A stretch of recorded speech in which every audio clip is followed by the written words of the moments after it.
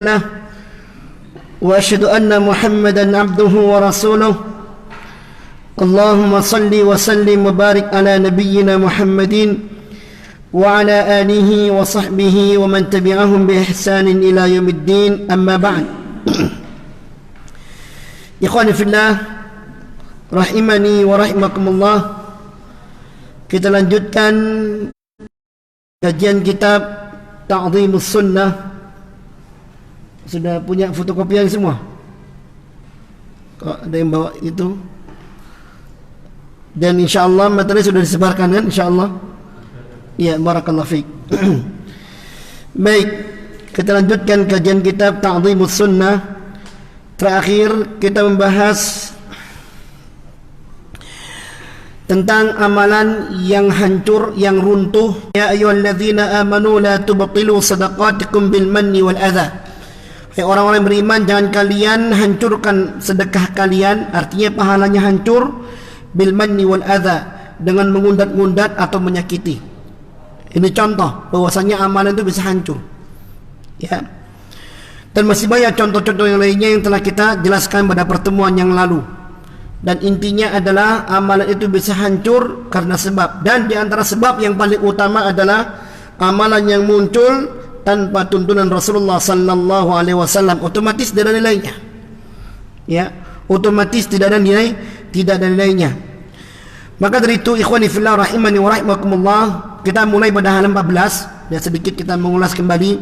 Qala Abu Bakar Siddiq, berkata Abu Bakar Siddiq radhiyallahu taala anhu, lastu tarikan syai'an kana Rasulullah sallallahu alaihi wasallam ya'malu bihi illa amiltu bihi wa inni la akhsha in taraktu syai'an min amrihi an asyagh. Katanya Abu Bakar Siddiq radhiyallahu taala anhu, aku tidak akan meninggalkan sesuatu yang telah Rasulullah sallallahu alaihi wasallam laksanakan, melainkan aku pasti akan melaksanakannya pula. Wa inni la akhsha in taraktu syai'an, dan sungguh aku khawatir bila aku meninggalkan sesuatu min amri, dari perintahnya Rasulullah sallallahu alaihi wasallam, an azigh, aku akan tersesat.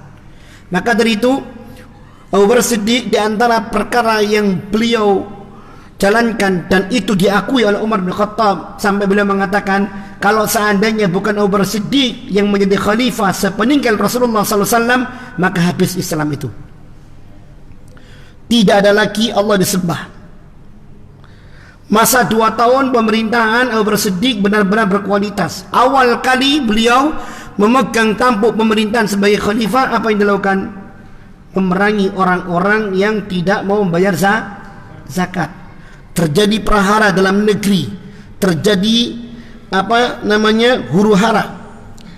Ketika terjadi prahara dalam negeri, apa yang terjadi? Umar bin Khattab dan yang lainnya meminta supaya pasukan Usama yang diberangkatkan untuk menghadapi Romawi ditarik kembali.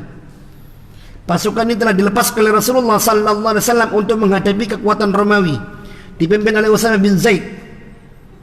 Tapi apa yang terjadi? Abu Bakar Siddiq mengatakan tidak. Ini yang kemudian ditulis ucapannya, aku tidak akan meninggalkan perkara yang telah diperintahkan oleh Rasulullah sallallahu alaihi wasallam. Sungguh aku pasti akan melakukan apapun bentuk perintahnya. Dan seandainya aku meninggalkan satu aja perintah Rasulullah sallallahu alaihi wasallam, aku khawatirkan menimpa diriku, yaitu aku tersesat dari jalannya Allah Subhanahu wa taala. Maka urusan dalam negeri selesai, urusan luar negeri pun juga selesai. Ini yang kemudian diakui oleh Umar bin Khattab radhiyallahu taala anhu. Allaqa Ibnu Battah ala hadza biqaulihi. Kata Imam Ibnu Battah mengomentari ucapan Umar bin Khattab ini, mengomentari ucapan Umar Siddiq ini, beliau mengatakan, hadza ya ikhwani as-siddiqul akbar yatakhawwafu ala nafsihi min az-zaygh in huwa khalafa syai'an min amri nabiyhi sallallahu alaihi wasallam. Tengoklah wahai saudaraku, bagaimana Siddiq al-Akbar, yaitu Abu Bakar Siddiq, dia takut terjadi sesuatu yang menimpa dirinya, yaitu berupa kesesatan, bila dia menyelisihi satu perkara yang telah digariskan oleh Rasulullah sallallahu alaihi wasallam. Satu saja beliau khawatir, apalagi kita. Ya, seorang sahabat mulia, sahabat besar, satu beliau nggak berani untuk menyelisihinya. Kita bukan siapa-siapa dan tidak ada jaminan, ya. Banyak perkara yang datang dari Rasulullah sallallahu alaihi wasallam yang kita ternyata menyelisihi. Menjalankan sunnah separuh-separuh. Maka begitu kita banyak istighfar, ya. Kita banyak istighfar kepada Allah Subhanahu wa taala. Ya, semoga Allah Subhanahu wa taala mengampuni kita semuanya dan meneguhkan perkara ini, yaitu keistiqomahan di atas tuntunan Rasulullah sallallahu alaihi wasallam. Sehingga kata beliau, فَمَاذَا عَسَى أَنْ يَكُونَ مِنْ زَمَانٍ أَضْحَى أَهْلُهُ يَسْتَهْزِئُ بِنَبِيِّهِمْ وَبِأَوَامِرِهِ وَيَتَبَاهَوْنَ بِمُخَالَفَتِهِ وَيَسْخَرُونَ بِسُنَّتِهِ. Kata beliau, cobalah tengok bagaimana tentang satu zaman yang mana penduduk zaman tersebut telah berubah. Mereka yastahzi'una binabiyihim, merendahkan, mengkerdilkan kedudukan Nabi mereka, wa bimawaimirihi, dan merendahkan perintah-perintah Nabi mereka, wa yatabahuna bimukhalafatihi, dan mereka berbangga-bangga di dalam menyelisih sunnah nabinya, ya, wa yaskharuna bisunnati, dan merendahkan sunnah-sunnah nabinya. Zaman mana ini? Zaman kita. Banyak di antara manusia yang mengkerdilkan derajatnya Rasulullah sallallahu alaihi wasallam. Banyak pula di antara kita atau zaman kita ini orang-orang yang merendahkan sunnah Rasulullah sallallahu alaihi wasallam. Ya, banyak. Kita yang ngaji di sini cuma segelintir. Katakanlah satu masjid itu pun penuh, itu segelintir dibandingkan dengan mayoritas kaum muslimin yang masih jauh dengan sunnah Rasulullah sallallahu alaihi wasallam. Ya. Nas'alullah ismatan minaz zalal wa najata min su'il amal. Kita mohon bertolong kepada Allah, penjagaan Allah minaz zalal, dari ketergelinciran, wa najata min su'il amal, dan kita mohon keselamatan kepada Allah dari buruknya amal perbuatan. Qala Umar bin Abdul Aziz, berkata Umar bin Abdul Aziz. Siapa ini Umar bin Abdul Aziz? Khalifah, cicitnya Umar bin Khattab radhiyallahu anhu. Beliau mengatakan, la ra'ya li ahadin ma'a sunnatin sannaha Rasulullah sallallahu alaihi wasallam. Dari sini tidak ada pendapat bagi seseorang bersamaan dengan adanya sunnah, yaitu tuntunan yang telah digariskan oleh Rasulullah Muhammad sallallahu alaihi wasallam. Maka dari itu, selama itu ada sunnah, maka minggir pendapat. Selama itu ada sunnah yang mengantarkan kita kepada suatu amalan, sebuah tuntunan, sebuah amal ibadah, maka berbagai macam pendapat minggir. Minggir. Cak, apa gak enak ngene wae, Cak? Enggak, ngene. Ya. Anu, enggak, ngene. Ya. Persis sebagaimana peristiwa yang terjadi di masanya Abu Bakar As-Siddiq. Kokoh beliau. Khalifah, apa enggak sebaiknya begini. Prahara dalam negeri demikian besar, banyak orang murtad, akan terjadi perang saudara. Apa dia sebaiknya pasukan Usama kita tarik? La, tidak. Urusan luar negeri biar Usama yang menyelesaikan, karena telah diutus oleh Rasulullah SAW. Urusan dalam negeri kita. Maka Usama diminta oleh Abu Bakar Siddiq, tolong Umar tarik kembali ke sini. Dipanggil Umar, dan Umar kemudian sudah enggak jadi berangkat untuk mendampingi Abu Bakar As-Siddiq. Selesai, beres urusan. Kenapa? Mengikuti tuntunan Rasulullah sallallahu alaihi wasallam. Maka dari itu, selama seorang itu di atas sunnah, selamat. Dan selama orang itu selain dengan sunnah atau menyelisih sunnah, tidak ada jaminan selamat. Dalam kitab sebelumnya, kita telah mendapatkan penjabaran dari para ulama. As-sunnah safinatun Nuh. Sunnah itu adalah ibarat kapalnya Nabi Nuh. Man rakibaha naja. Siapa yang menaikinya dia selamat. Wa man tarakaha ghariqa. Siapa meninggalkannya dia tenggelam. Tenggelam dalam apa? Tentunya dalam zaman fitnah yang tidak bisa dibendung penduduknya. Ya. Kita lihat lagi. Wa an Abi Qilabah qala, kata Abu Qilabah, dia berkata, idza haddathta ar-rajula bisunnah, bila engkau bila hadatsar rajula bisunnah, bila engkau menyampaikan kepada seorang tentang sunnah, faqala, lalu dia menjawab, da'na min hadza wa hati kitab Allah. Sudah, kita enggak perlu bahas sunnah, sebaiknya kita kembali pada Al-Quran. Apa kata beliau? Kata Ibnu Qilabah, kata Abu Qilabah ini, fa'lam annahu dhallun, ketahuilah sesungguhnya orang itu telah tersesat. Bagaimana mungkin seorang muslim melaksanakan Islamnya dengan hanya Al-Quran saja tanpa tuntunan Rasulullah SAW? Ada perintah salat dalam Quran, tetapi bagaimana praktik salatnya? Sunnah yang menjelaskan. Ada perintah zakat di dalam Quran, tetapi bagaimana perincian zakatnya? Ada dalam sunnah Rasulullah sallallahu alaihi wasallam. Ada perintah haji dan sebagainya, yang itu jelas-jelas kedudukan perintahnya di dalam Al-Quran, tetapi perinciannya tidak ada kecuali pada sunnah Rasulullah sallallahu alaihi wasallam.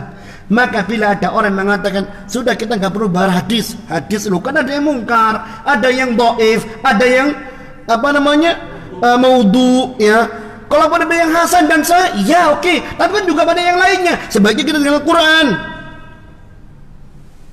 Kata Abu Qilabah, fa'lam annahu dhal, ketahuilah orang itu adalah orang yang tersesat. Dahulu ada gerakan ingkarus sunnah, tidak tahu sekarang.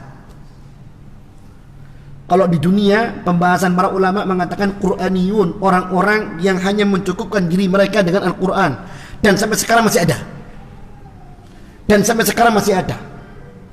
Ya. Sampai sekarang masih ada.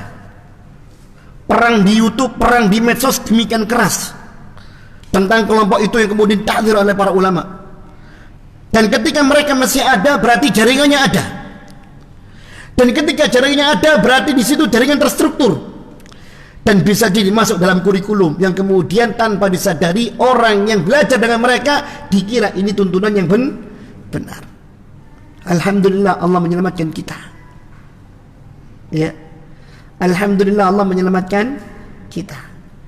Dan seharusnya kita sadar bahwasanya doa di dalam Al-Quranul Karim yang kita baca dalam salat, ihdinas siratal mustaqim, tunjukkan kami jalan yang lurus ya Allah. Para ulama tafsir menyebutkan jalan yang lurus itu adalah Rasulullah Muhammad sallallahu alaihi wasallam dengan sunnahnya.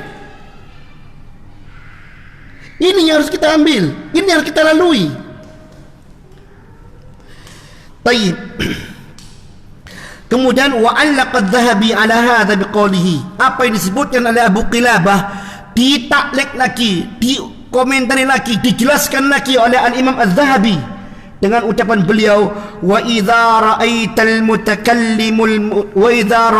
mutakallimal mubtadi'ah, bila anda melihat seorang ahli kalam al-mubtadi'ah yang dia adalah pelaku bid'ah, yaqulu, dia berkata, da'na minal kitab wal ahadisil ahad wa hatil aqla.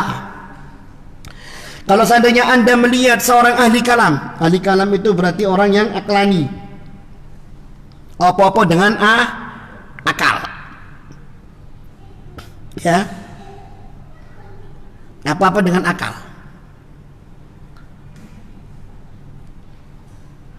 Dan sampai sekarang orang seperti ini ada.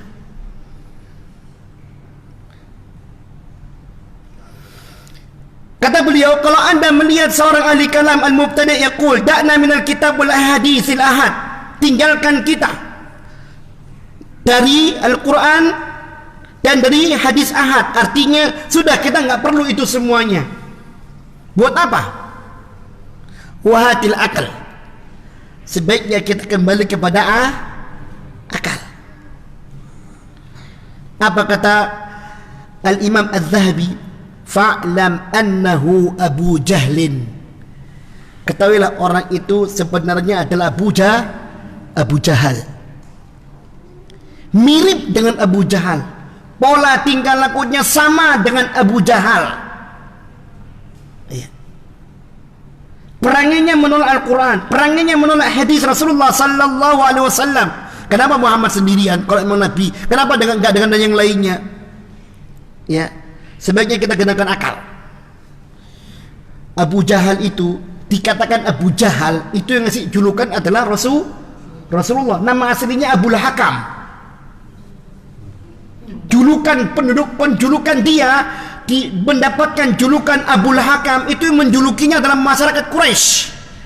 Kenapa dinamakan dikatakan atau disebut dengan Abul Hakam? Karena kecerdasannya, karena wawasannya, ya, karena kepiawaiannya melihat masalah dengan baik dan benar, sehingga dia menjadi marja hukum. Setiap ada perselisihan yang terjadi di kalangan orang-orang Quraisy, mereka datang kepada Abul Hakam alias Abu Jahal tadi. Tetapi ketika Rasulullah sallallahu alaihi wasallam muncul dengan nubuwah, dengan kenabiannya, dengan dalil-dalilnya, dengan bukti-bukti, orang yang pertama kali menolak adalah Abul Hakam. Rasulullah katakan dia bukan Abul Hakam, dia Abu Jahal. Pintar sebenarnya, dia tahu dengan hak yang disebutkan Rasulullah sallallahu. Makanya orang-orang yang membalikan semuanya dengan akalnya itu Abu Jahal. Wa idza ra'aita as-salika at-tauhidiyya yaqulu, dan bila anda melihat orang yang dia as-salika at-tauhidiyya. Apa itu salika tauhidiyya? Yaitu orang yang pola ibadahnya itu apa katanya perasaan hati. Apa itu? Sufi, sumpah pikiran. Ya, mungkin seperti itu. Ya. Tayyib. Mereka mengatakan, da'na minan naql wa minal aql. Sebaiknya kita tinggalkan itu nakal, Al-Quran dan Sunnah. Nakal itu Al-Quran dan Sunnah. Wa minal aql, dan sebaiknya kita tinggalkan itu akal kita. Wa hatidz dzauq wal wajd, dan sebaiknya kita bertumpu pada perasaan kita masing-masing. Ya, apa kata Imam Zahabi? Fa'lam annahu iblis qad dhara bi surati basharin aw qad halla fihi. Ketahuilah dia adalah iblis yang muncul dalam bentuk manusia, atau iblis telah bersemayam pada diri orang tersebut. Ngeri ya, ngeri. Ini ada kopi, ada teh, bingung saya. Masya Allah, barakallah fiik.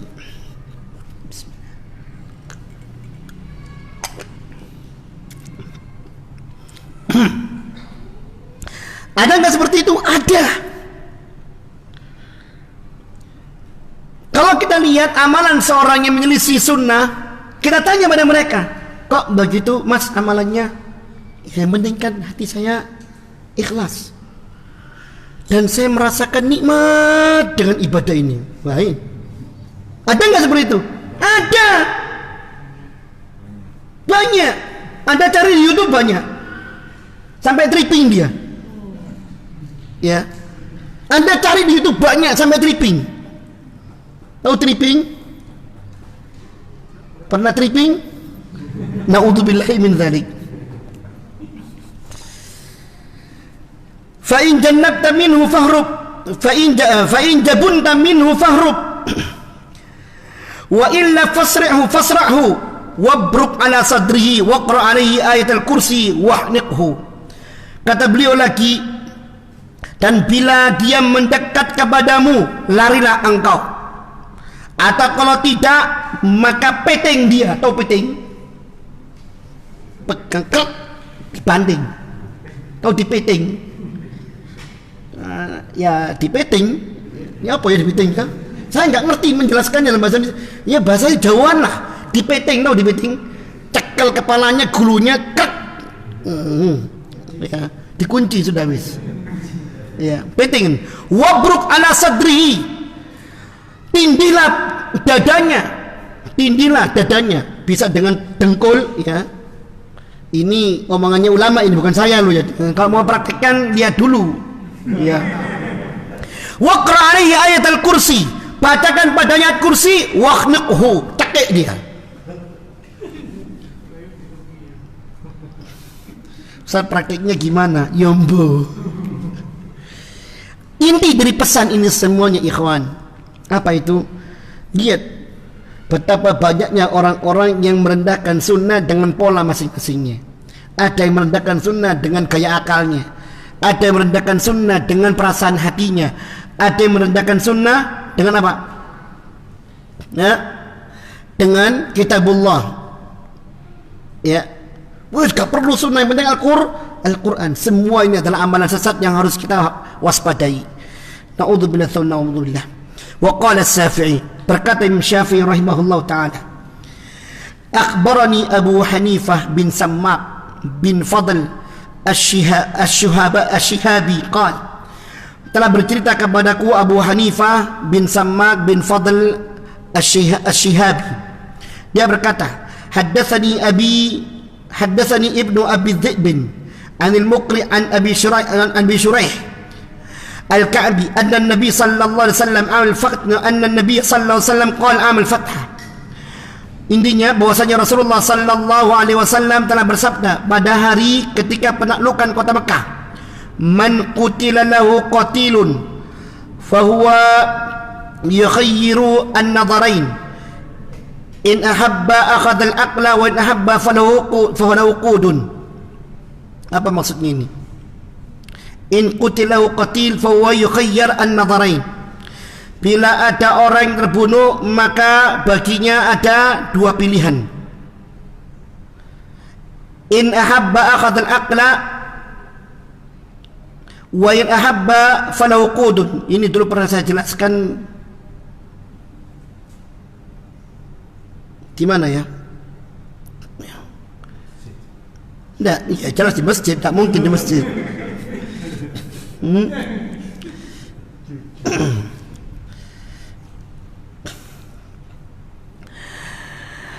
Kata Rasulullah SAW, bila dia mau akhadh al-aqla, dia boleh mengambil al-aqla.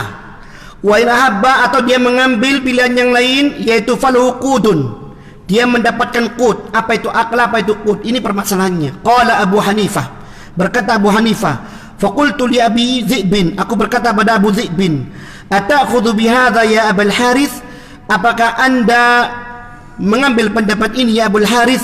Fadaraba sadri wa saha alayya siyahan kathiran wa nala minni wa qala uhaddithuka an Rasulillah sallallahu alaihi wasallam wa taqul ta'khudhu bihi. Na'am akhudhu bihi wa dhalika al-fardu alayya wa ala man sami'ahu. Inna Allah ikhtara Muhammadan minan nasi fahadahum bi wa ala yadayhi wa ikhtara lahum ma ikhtara lahu wa ala lisanihi fa ala al-khalqi an yattabi'uhu ta'i'ina aw dakhirina la makhraj li muslim min dhalik. Nah, kata Abu Hanifah yang mendengar hadis ini Imam Syafi'i meriwayatkan, dan Imam Syafi'i termasuk di antara ulama yang berpegang teguh dengan sunnah walaupun beliau seorang ahli mazhab. Walaupun beliau seorang ahli mazhab. Di antara ucapan beliau yang terkenal apa? Beliau mengatakan idza ra'aita, di buku di halaman kita sebelumnya, idza ra'aita qauli, bila kalian melihat ucapanku, wa jaa hadisun Nabi sallallahu alaihi wasallam khilafahu, dan telah datang hadis Rasulullah sallallahu alaihi wasallam menyelisihinya, fa'lam anna aqli qad dhahab, ketahuilah bahwasanya akalku telah pergi, aku telah gila. Ini diantara ketawaduan beliau, walaupun seorang yang menjadi marja' dalam masalah hukum, dalam masalah fikih, walaupun beliau memiliki hafalan Al-Quran dan hadis Rasulullah sallallahu alaihi wasallam, walaupun beliau hafal kitab Al-Muwatta, ketika beliau berpendapat muncul sebuah hadis Rasulullah sallallahu alaihi wasallam yang sahih dan beliau belum mengetahuinya, dan itu ternyata menyelisih pendapatnya, maka kata beliau, ingat, aku telah gila. Artinya apa? Maksudnya, jangan kalian ambil ucapanku. Ini Imam Syafi'i. Nah kita kan enggak, ya. Justru orang gendeng itu derajatnya semakin tinggi. Waliku. Allahu Akbar. Benar, Anda lihat pula di YouTube, banyak orang-orang yang mencari berkah pada wali. Akhirnya kemudian apa? Mobilnya dicoret-coreti, mukanya dicoret-coreti, bajunya dicoret-coreti. Barokai. Yang lebih parah lagi, maaf ya, ketika melihat orang gila, sebagian kaum muslim mengatakan, awas, jangan-jangan dia Nabi Khidir. La haula wala quwwata illa billah. Agama dari mana ini, ikhwan? Agama dari mana? Ya, kita balik ke sini. Ya, man qutilahu qatil, siapa yang memiliki kerabat yang terbunuh, fa huwa yukhayyar an-nadharain. Artinya ketika tahun Mekah itu pasti ada perseteruan. Lalu kemudian apa namanya? Ada yang menuntut balas, maka dikasih dua pilihan. Dia bisa mengambil akal, dia bisa mendapatkan qut. Lah, ketika hadis ini disampaikan, Abu Hanifah ini mengatakan, qultu li abi Dhi'bin, li bani Abi Dhi'bin, aku berkata kepada Abu Abi Dhi'bin, apakah engkau akan mengambil hadis ini, wahai Abul Haris, wahai Abu Abi Dhi'bin? Dia namanya Abu Abi Dhi'bin, juga disebutkan ke Abu Haris, karena mungkin anaknya banyak. Kadang disebutkan bapai Umar, kadang juga dibapai Ahmad, karena dia punya nama anak Umar dan Ahmad. Ibaratnya seperti itu. Fadaraba sadri, ya, maka Abu Abi Dhi'bin memukul ini dadaku. Kita tidak melihat tentang maknanya tadi, tapi lihat bagaimana mereka itu mengagungkan sunnah Rasulullah sallallahu alaihi wasallam. Fadaraba sadri, Abu Abi Dhi'bin ini memukul dadaku, kata Abu Hanifah. Wa saha alayya siyahan katsiran, dan dia berteriak kepadaku dengan teriakan yang demikian berulang-ulang. Berarti kemarahannya memuncak apa enggak? Memuncak. Masalahnya dia cuma tanya satu, iki ya apa hadis iki, kita gawe apa enggak? Oh, nah hadis kok gini, kita gawe apa enggak? Kita terima apa enggak hadis ini? Padahal hadisnya sahih. Imam Syafi'i meriwayatkan peristiwa ini. Makanya Abu Abi Dhi'bin ngamuk dengan sekeras-kerasnya. Dikatakan wasa alayya siyahan katsiran. Dia teriak kepadaku dengan teriakan yang amat sangat, wa nala minni.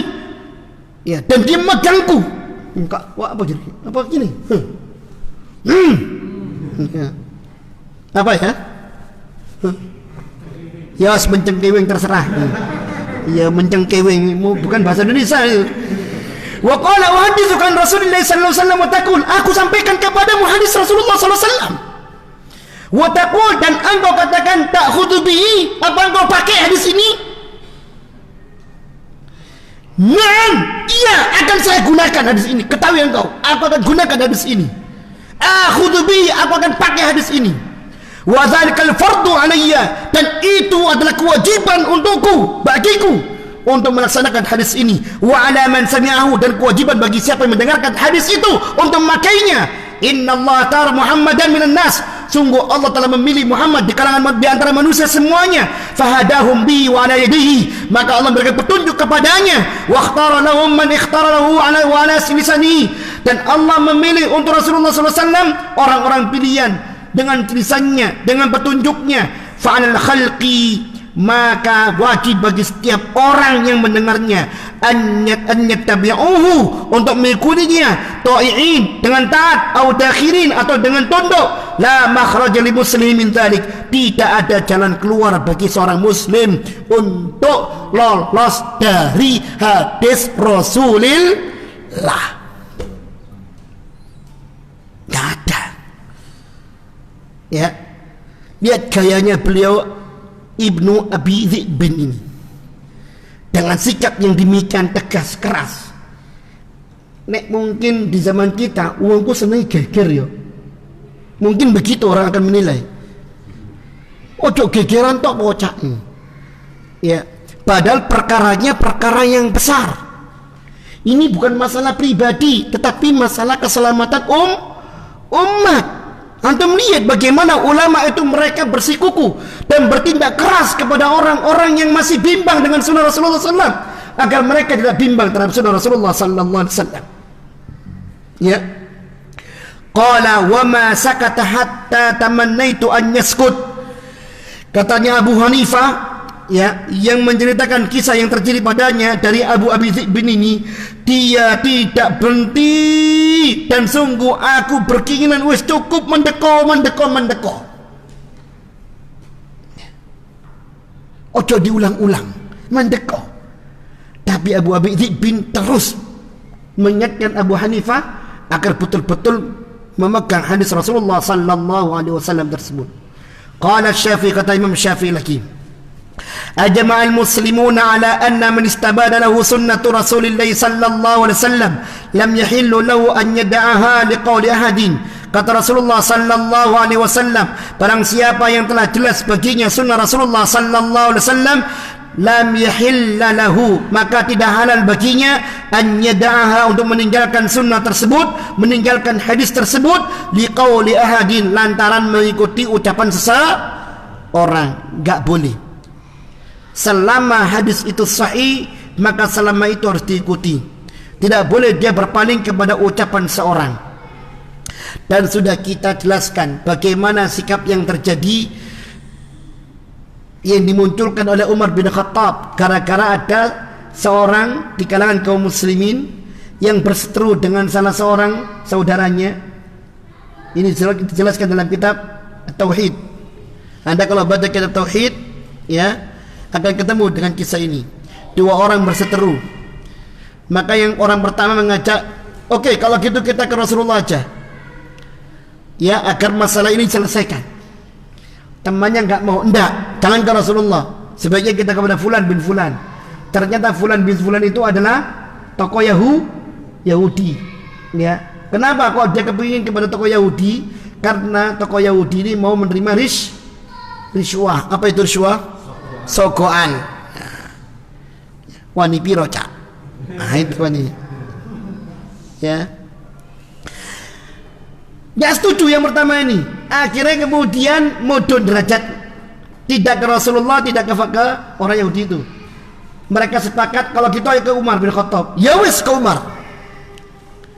Datang ke Umar bin Khattab. Kata orang pertama yang tadi mengajak kepada Rasulullah SAW, dia bercerita kepada Umar bin Khattab, wahai Umar, telah terjadi peristiwa antara kami begini.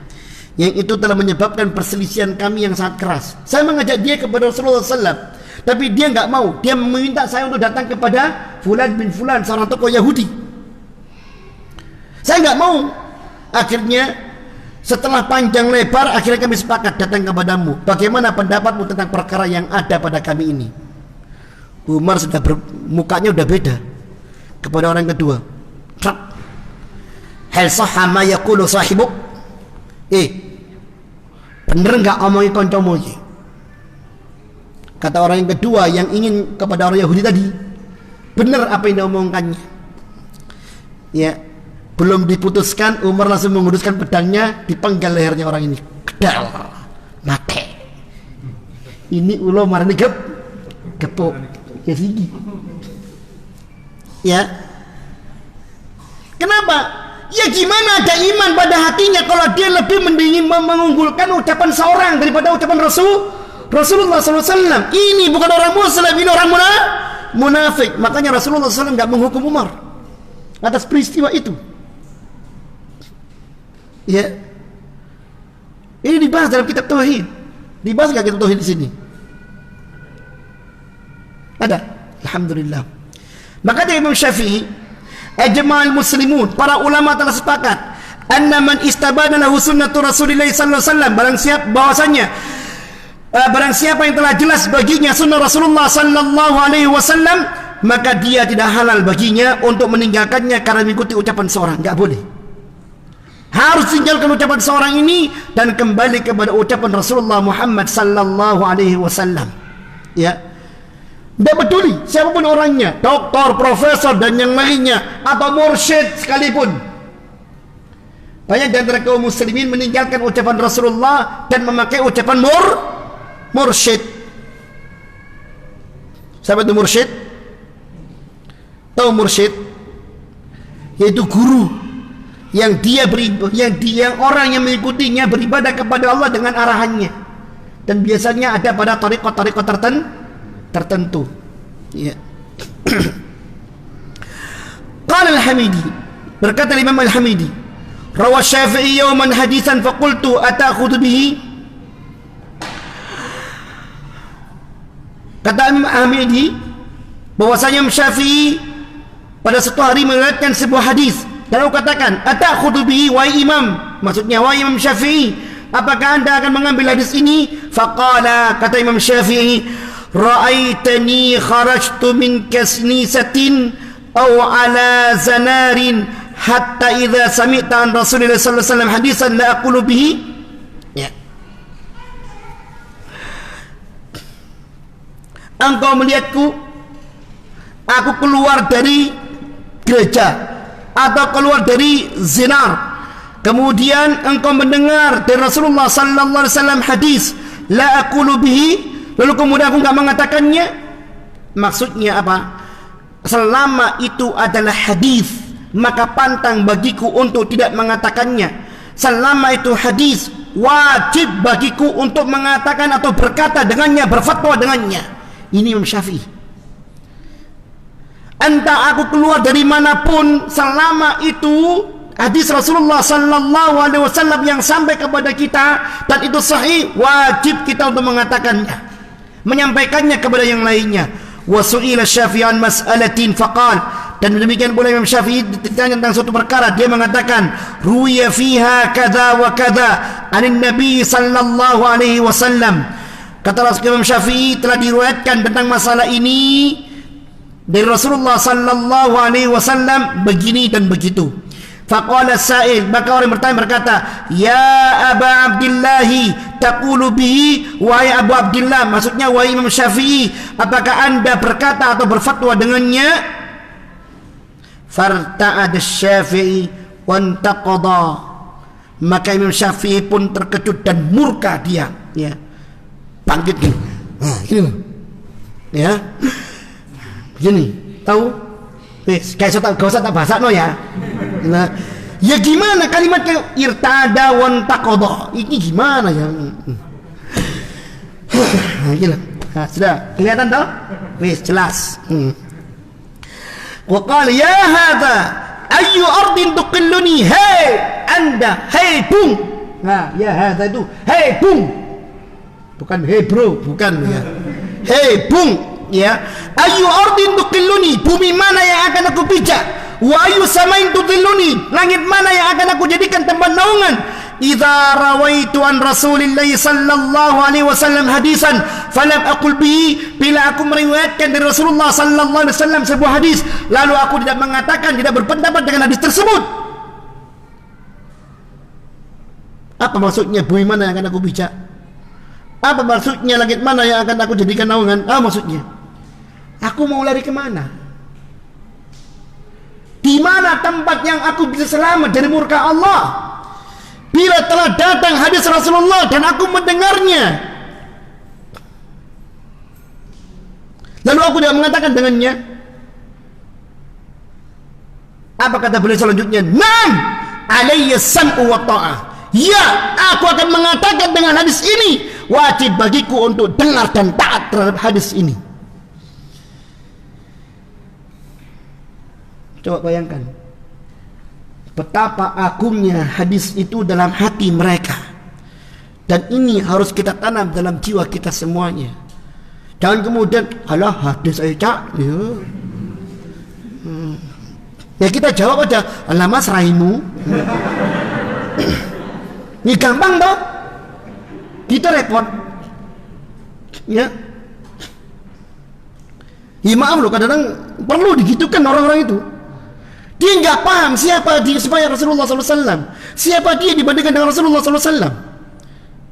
Ya, siapapun orangnya, entah dengan titel apapun, entah dengan gelar apapun, entah dengan pengikut manapun yang jumlahnya banyak, katakanlah, dia tetap kerdil di hadapan Rasulullah Muhammad sallallahu alaihi wasallam. Dia kerdil, tahu kerdil? Tidak ada hak baginya untuk mengguli ucapan Rasulullah sallallahu alaihi wasallam. Ini harus kita camkan. Ini harus kita camkan. Alaina as-sam'u wal basar. Kita harus dengar dan kita harus melihat, artinya kita harus taat tentang masalah ini. Ya. Qala Ahmad bin Hanbal, berkata Imam Ahmad bin Hanbal, man radda hadithan Nabi sallallahu alaihi wasallam fahuwa ala syafa halakatin. Siapa yang membantah hadis Rasulullah sallallahu alaihi wasallam, maka dia berada di tepi jurang kehancuran. Dia berada pada tepi jurang kehancuran. Waqala al-Barbahari, berkata Imam al-Barbahari, wa idza sami'ta ar-rajula yut'inu fil athar aw yuridu al-athar fattahimhu 'ala al-islam wa la tashukka annahu sahibu hawa mubtadi'. Bila anda mendengar ada seseorang yang mencela athar, ya, maka fattahimhu 'ala al-islam, maka ragukanlah keislamannya. Ya, fattahimu al-islam, ragukanlah al-islamannya. Wala tasyukka, maka jangan engkau ragu, annahu sahibu hawa mubtadi', bahwasanya orang itu adalah pengikut hawa nafsu, pelaku bid'ah. Ya, kalau enggak berjalan dari sunnah, tentunya yang dijalani adalah bid'ah. Tidak ada yang kedua. Ya. Makanya dalam penjelasan kalimat tauhid, la ilaha illallah Muhammadar Rasulullah, di situ semuanya mengandung tauhid. Mentauhidkan Allah untuk dituhankan, tidak ada sekutu baginya, ya. Dan mentauhidkan Rasulullah sallallahu alaihi wasallam sebagai utusan yang harus diikuti, tidak ada keduanya. Sehingga jalan itu cuma satu, jalan kepada Allah untuk mencapai ridhonya Allah, ya. Dan jalan itu jalan yang telah dibentangkan oleh Rasulullah sallallahu alaihi wasallam. Tidak ada jalan yang lain. Jalan ini cuma satu. Makanya kalau orang ngerti bahasa Arab, orang paham bahasa Arab, ya, kalau dia melihat tentang makna jalan di dalam Al-Quran dan dalam hadis-hadis Rasulullah sallallahu alaihi wasallam, bentuk pengungkapan jalan itu kepada Allah cuma satu, dengan lafaz single, bukan plural, bukan dalam bentuk jamak. Ihdinas siratal mustaqim, sirat itu satu. Qul hadhi sabili, sabil itu satu. Ya. Tidak pernah ada jalan lain, ada apa banyak jalan menuju Roma. Ini bukan cerpen, Kak. Al-Quran itu bukan cerpen, ya. Sunnah bukan cerpen. Orang menyamakannya adalah orang tersesat. Anda kalau baca 50 tokoh liberal di Indonesia, maka di mukadimah buku itu ada tokoh-tokoh Islam, termasuk, waduh, nggak nyebut lah, gak enak nanti, kasihan Nurul Sunnahnya, bener, ya. Mereka menyamakan Islam dengan agama yang lain. Semua agamanya sama, semua berdiri pada sudut-sudut yang berbeda, tapi titik pusatnya seperti roda yang menuju pada titik pusat. Ibarat semua jari-jari di tepi, semua di tepi ban, semua itu di tepi roda semuanya yang menuju ke satu tempat. Cuma penamaan yang dipertuhankan beda-beda. Kaum muslim menyebutkan Allah, yang fulan yang menyebutkan fulan, menyebutkan ini itu, ya. Agama yang lain menyebutkan dengan nama yang lain. Tapi kalau kemudian dijadikan global, namanya The Ether One. The Ether One. Saya ngomong profesor loh. Ya, coba bayangkan, Islam bisa makan dengan yang lain. Benar, ini penyesatan ini. Ya, penyesatan. Hati-hati dengan hal-hal seperti itu. Dan ini terstruktur diajarkan di perguruan tinggi, menjadi sebuah kurikulum. Makanya saya minta Nurul Sunnah harus punya lembaga pendidikan. Kalau pengajian cuma simpatisan, tapi kalau punya lembaga pendidikan akan punya kader yang diselamatkan. Sudah dibebaskan, alhamdulillah, mudah-mudahan bisa membebaskan yang lainnya. dan benar-benar menjadi cahaya bagi yang lainnya insyaallah taala. Barakallahu fiik. Silakan azan.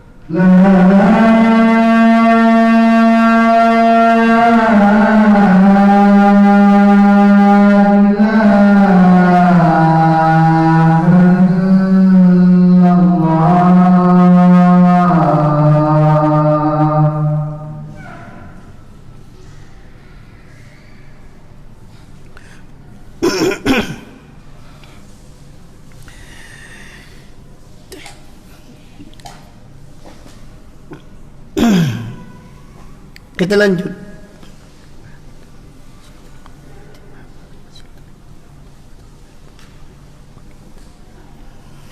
Pada halaman 17. Wa qala Abu al-Qasim al-Asbahani Berkata Imam Abdul Qasim Al-Asbahani, qala ahlus sunnah minas salaf. Berkata ahlus sunnah dari kalangan para salafus salih, idza ta'ana ar-rajulu 'ala al-athari yanbaghi an yuttahama 'ala al-islam. Bila ada seorang yang dia mencela, menohok athar, athar itu artinya sunnah. Athar itu lebih luas cakupannya dari sunnah. Kalau sunnah lebih pada tuntunan Rasulullah SAW atau hadis. Athar itu bisa mencakup hadis, bisa mencakup perbuatan sahabat atau tabi'in, ya. Dan apa yang dilakukan oleh mereka, para ulama-ulama salaf itu mengakomodir sebagai bagian tuntunan. Makanya kata Imam Sufyan Ats-Tsauri, min alamati ahlil bid'ah, di antara tanda ahlul bid'ah itu yang nampak adalah al-waqi'atu fi ahlil athar. Mereka suka mencela ahlul athar. Siapa itu ahlul athar? Ahlus sunnah. Orang yang ketika menyampaikan Islam, dia selalu mengatakan qala Allah, Allah berfirman, qala Rasulullah, Rasulullah bersabda, qala as-sahaba, para sahabat menyatakan, wa qala tabi'in, para tabi'in menjelaskan. Itu, ya, ini ahlul athar namanya, dan mereka adalah sunnah. Dan tanda ahlul bid'ah, kata al-Imam Sufyan Ats-Tsauri, al-waqi'atu fi ahlil athar, selalu mencela menohok ahlul athar, ya. Dia dengan kalimat-kalimatnya, ya, dengan kalimat-kalimat celaan mereka, wong zaman unta ditiru, hai ini, wong zaman unta ditiru. Itu kalimat-kalimat mereka untuk kemudian menjauhkan kita dari sunnah, dari asar. Ya, kalau kita nggak paham perkara yang dibicarakan, kita hanyut. Ikhwan, di dalam berislam, semakin kita mengkerucutkan kepada sumbernya, maka semakin selamat. Di dalam masalah duniawi, muamalah yang tidak ada hubungannya dengan masalah konten agama ini, kita berinovasi, maka semakin selamat. Berbeda masalahnya, ya. Di dalam masalah dunia, wa fi kulli yawmin yuqaddimul ilmu jadidan, diungkapkan seperti itu. Setiap hari, ya, inovasi itu nggak berhenti. Dan orang yang selamat adalah orang yang memakai teknologi yang paling terkini. Tetapi di dalam kita berkeyakinan, di dalam kita membangun akidah, di dalam kita membangun ibadah, berislam, maka nggak bisa konsep ini kita pakai. Yang paling benar adalah kita mengkerucutkan pemahaman kita kepada pemahaman para sahabat atau salafus saleh. Ya, Ustaz, tak mungkin kita sampai ke sana. Kita harus belajar dari ustaz kita, ustaz kita ke ustaz kita, ustaz kita ke ustaz kita, gurunya ke gurunya, gurunya.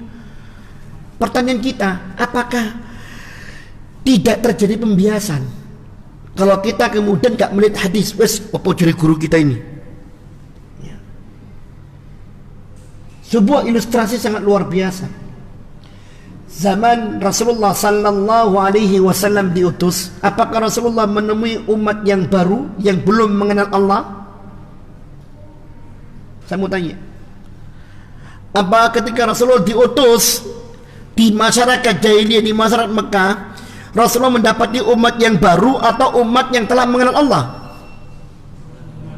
Sudah mengenal Allah.